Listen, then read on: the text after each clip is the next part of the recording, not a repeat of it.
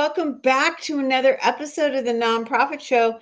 As you just said in the green room, love. We love each other. Hey, you have joined that very special Valentine's episode, Fundraisers Forum question and answer. Already, we've gotten grief from our executive producer, Kevin Pace, who said, "Where's the red? How come you're not wearing red?" And we're like, "Well, I'm wearing red glasses." And yeah, this is where we're at right now. Well, and Julia, sometimes it's hard to remember when you live every day like it's Valentine's Day. Oh, take that, Kevin. Take that. Well, I just am thrilled that we are here chatting away with this. Very interesting questions this week. You know, we do this every month or so. Very different questions that I think could stump the panel a little bit. So I think that's going to be really fun to learn from and get some ideas. You know, another group of people that we truly love are our presenting sponsors, and they include Bloomerang, American Nonprofit Academy, Staffing Boutique, JMT Consulting, Fundraisers Friday, Your Part-Time Controller, Third Sector Company, and Clear Impact. Tony, before we go on, I was thinking about the logo of my company, American Nonprofit Academy. And when I designed this, I was like, the nonprofit sector starts with passion. I wanted red to be the base color. Mm-hmm. And then it gets, it should be black and white. It should be one way or the other on so many levels, but it's not. And so we have black and white in there. And then there's a thin band of gray around it, because things get murky and it can get gray, and how do we navigate that? And so I was thinking about that on this Valentine's Day, because there's a lot to think about when you're dealing with the nonprofit sector. And so we are so glad that you are here with us. Thanks. I was going to share, that's a great subject for a show, Julia, is, the meaning behind, what does your logo say? What story does it tell? And I just think that's fascinating. Thanks for sharing that. Yeah, well, you're welcome. It's, I think there are a lot of things that go behind these decisions, and you don't always know. And then it means different things to different people. I'm Julia C. Patrick, CEO of the American Nonprofit Academy, joined today by Tony Beall, Mr. Nonprofit Consultancy. Tony is visiting his family home in the East. You told me 8 inches of snow the other day. Yeah, so that was a lot of fun. It's, it's usually more fun to watch it from, my home in Florida. Yeah, so there was some snow, and I got to go out and get some good exercise and shoveled some of it. And it's just part of the beauty of Mother Nature. It was really a beautiful snowfall. Wow, that's cool. Well, we're excited to have you and your beautiful mind to help us with some of these questions. And we have one I've never, ever heard of, thought of, considered. And the question is from a young expecting woman, right? I mean, should boards have a maternity policy for their members? And this is really interesting, because a lot of board policies only allow you to miss so many meetings, and meetings in a row are even at higher level of, and then you're asked to leave the board. So this was a really interesting question. What do you think? Well, I think it opens, Julia, you know how I think well enough to kind of guess my response to this. One, it is an excellent question, and something that boards should really start looking at. When you have exceptional talent and you have folks that are just so willing to give in the way that board members need to give, you want to do whatever you can to retain them. We've talked about retention on a number of different shows on Fundraisers Friday, whether it has to do with, donors or team members. But to take it even further, I think a great conversation would be around a leave of absence policy, because there are many reasons why board members may need to take a short-term step back from the organization. Currently on our AFP board, we have 2 board members that are dealing with losses, and so, those board members need some time away to take care of, what's right in front of them at their own, at their own table. So I think, and having a conversation, this starts the conversation. It's a great place to start, but how can we expand that? So we're looking at a leave of absence policy for board members that would cover anything that might require them to take a step back. Okay. Yeah, I do love Tony Bell. Super genius. I had never thought of it in that way. I was like, to be honest with you, I was like, crap, one more policy that you got to write, administrate, and know and follow. This is your genius, because you could have somebody that has a physical struggle, a personal struggle. Maybe they're sent for a remote project for their work. I mean, who knows? And this would just cover all of that. Because my mind went immediately to, well, do you have proxy voting set up? Right. How do you have proxy rights? And what does that look like? And if you have proxy, voting standards, do you declare that in anticipation of that law, that leave? There's like a whole bunch of things that you have to drill down. And for those of you maybe not familiar with proxy voting, that is where a board member can assign their vote. And it's generally in a written form, right? Like it's like a physical ballot, if you will. And then they hand that to, or give that to, another board member. And then that board member has voting rights can exercise that vote. So in essence, they get more than one vote. And those proxy votes are somewhat of an act of faith. You can't always put constrictions upon them, and that you're like, you can only vote yes, or you can only vote no. I mean, you really hand them over. Mm-hmm. And so it's a powerful thing. But what it does is it protects the organization from not making a quorum. Because if your board does not meet quorum, then no actions can be taken during that meeting.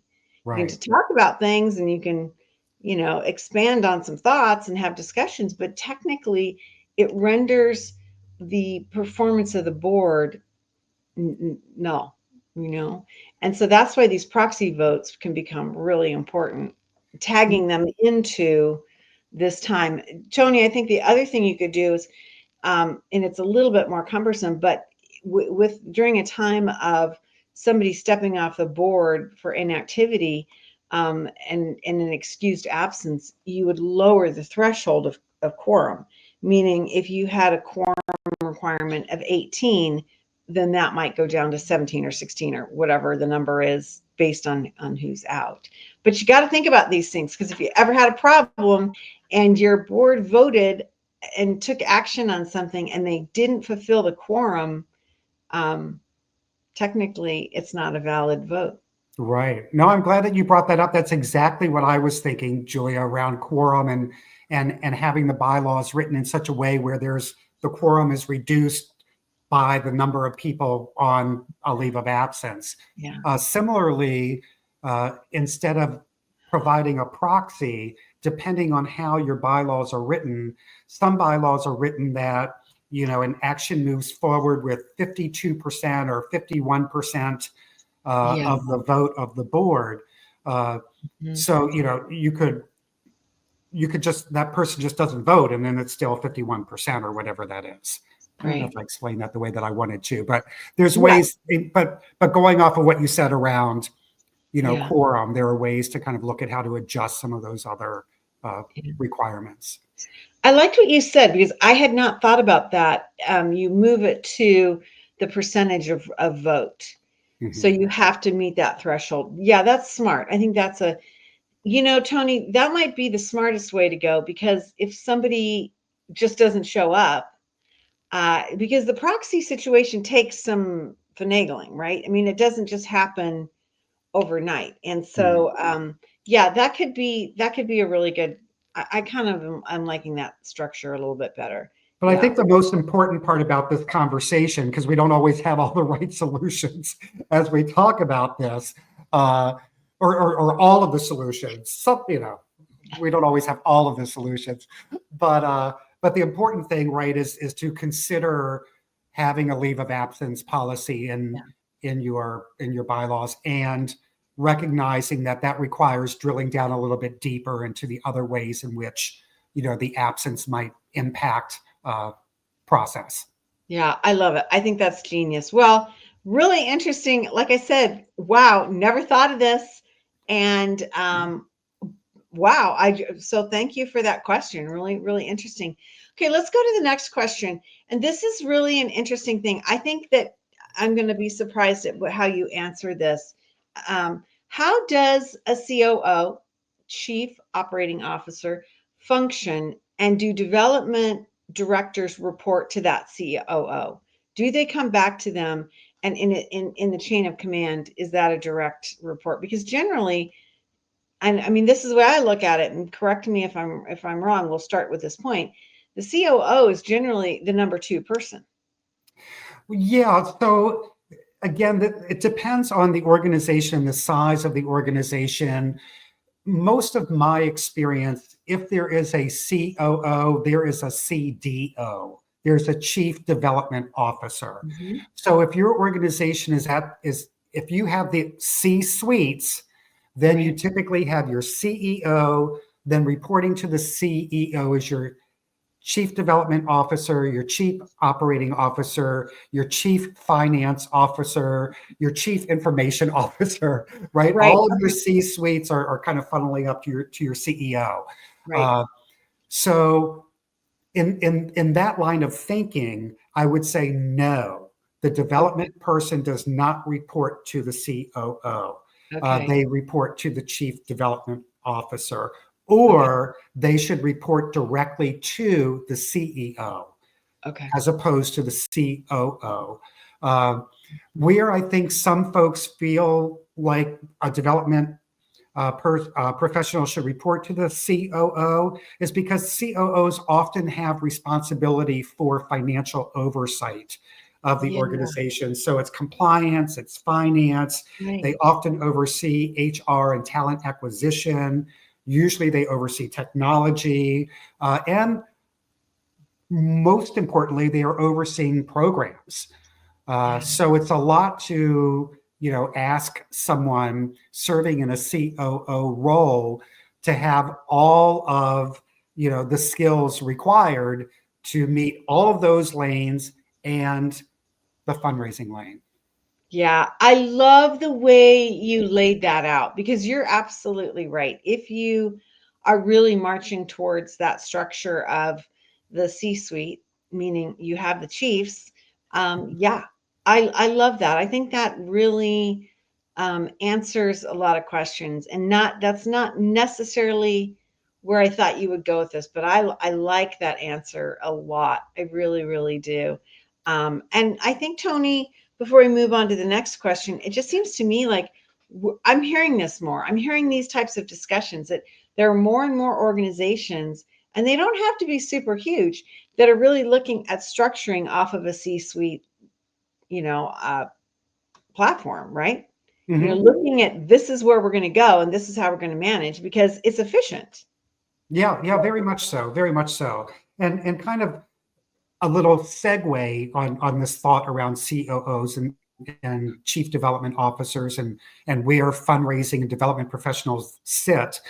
We had talked a little bit in the green room about how the COO, in their responsibility to providing programs to the community, within those programs are where your organization's stories are being created. Yeah. Then your CDO, making sure I'm getting this right in my head, your chief development officer, who has your development person reporting to them, that's where the stories are being told. So under your COO, your stories are being created. Under your CDO, that's where your stories are being told. And I'm also very supportive of marketing reporting to a chief development officer, because so much of what marketing does supports the storytelling, which is critical to successful fundraising. Okay, then you're going to like a question coming up, because we're going to dig into that even deeper. Before we do, this is another question that came in. How often should a development director report to the CEO? So I'm thinking when I read this, it's like, not just like, hey, we got that great, check in, or hey, I'm having a meeting with so and so. It's like it's the financial reporting in essence. It's the metrics and the data that is following the whole process. How often should that happen? Yeah, I think again, it depends on the uniqueness and needs of that organization and how they're structured. Earlier, we talked about the COO and that a development director should not report to them, and perhaps they would report directly to the CEO or executive director. So again, it just depends on the amount of what are the resources in the organization, what does your leadership structure look like. There's nothing wrong with a development professional reporting to the CEO. If there isn't any other place, meaning a chief development officer, which is naturally where the development director would report to. But in the absence of a chief development officer, then I say absolutely a development director should report directly to the CEO. Tony, it kind of makes me think, like, how sophisticated is your information, your reporting mechanism, right? Like, is there like an automatic dashboard where you can go and see, all of these metrics and how's it being tracked? Because if you have something like that, then it's going to make it a lot more natural as a part of the discussion versus we got to wait until the 15th of the month to get all the information, right? Do you know what I'm saying? I mean, because a lot of times we don't hear the information until we got a crisis.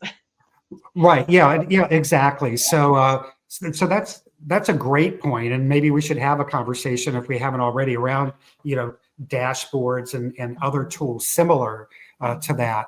So depending on what the standard procedures are for reporting within your organization, you may need to have something set up where the development director is uploading information maybe on a weekly or monthly basis. So all of that is easily accessible to the CEO. I think a great practice is to, at a minimum quarterly, bring together your entire leadership team so that they all have an opportunity to report on what they're working on, their successes, what they see as some of the challenges that currently exist, even more importantly, what they see as some of the future challenges that they may need to overcome. I know a lot of organizations right now are having really intense conversations about the future of their organization in what looks like, a period in time where there's a lot of uncertainty. Yeah, no, I absolutely, absolutely agree with you. A quick story. I was at a ballet premiere last night in my community, and I was at a little reception thing, and the number of people that came up to me from arts organizations in the nonprofit sector, and the stress and the duress that they are under right now was dreadful. I mean, Yeah, no, it was dreadful. and I keep thinking, again, I'm going way off topic, but I keep thinking, do we need to start having the conversation with our donors around continuing their commitment, even if the tax deductibility is removed? So some organizations are at risk of having their C3 revoked. Organizations that are important to many communities, locally and nationally. And so will these investors be willing to continue to contribute to this work, even if their contribution is not tax deductible? Yeah. I love that you brought that up. Well, we need to be we will be talking about that more as things bubble up and change. Let's go to this next question. And you kind of alluded to this early on. Should fundraising and marketing be managed by the same team? Yeah, again, I totally support that. And the only I'm sorry, I got a little, yeah, the only thing around that or issue might be a chief development officer may not have all of the marketing experience, Yeah. so Yeah. your person that's overseeing marketing has to be super high level, highly skilled individual to have oversight, with that. So that's the only thing to consider if you do decide to have fundraising and marketing be managed under the same team. Right. You will need to have a highly skilled, highly functional either marketing team or someone, a supervisor that's overseeing marketing Right. in order for that to be super successful. But again, I think that that's where all of your stories are being told or within fundraising and marketing. So I think having them collaborate, plus there's, marketing segmentation as there are donor segmentations. So I think there's great alignment there Right. that can take place. I always tell organizations that if Uh-oh. nothing else, no, and this is kind of kooky, but I'm telling you, Tony, this works. This is super kooky. But if nothing else, get the cubicles or the offices or the workspace close together, Mm. right? Because there's some sort of energy that happens, and sometimes marketing, a marketing professional will be like, well, here's something. I'll be like, holy cow, I can run down the field with that. That's a great story. That's a great pitch. I know this media outlet's going to love it. I know this influencer will tag onto this, whatever. But if you have these two departments really separated, um, and I'm not just saying, physically, but mentally and spiritually, like if they're not doing things as groups together, if they don't know one another, they don't know the names, it doesn't help build on that magic of the storytelling, right? You've got to be able to link those two groups up. And I think that's a little bit of a finesse, right? It Because is a little bit of a finesse. And I also think about the critical work that takes place within a marketing department, yeah. because in addition to creating just really spectacular visuals, there's the stories that are told to support visuals or the captions that need to be written. So there's so much important work that happens within marketing, and then your development professionals can bring to marketing other things that they're seeing happening in the field. I'm sure your marketing team is taking a look at how other organizations are presenting themselves.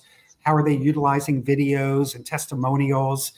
So having them aligned, your development professionals are very often seeing these materials from other, peers and other development professionals, so they can share that information.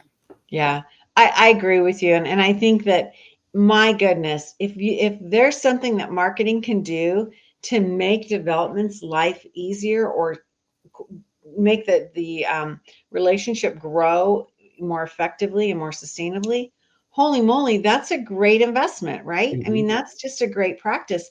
And so keeping these teams, if not merging them, certainly keeping them together by proximity and, as we say, thought, action, indeed, I think is really smart. So Yeah. that was a great question. And I think that it's one of those things that we're going to start to see more and more of.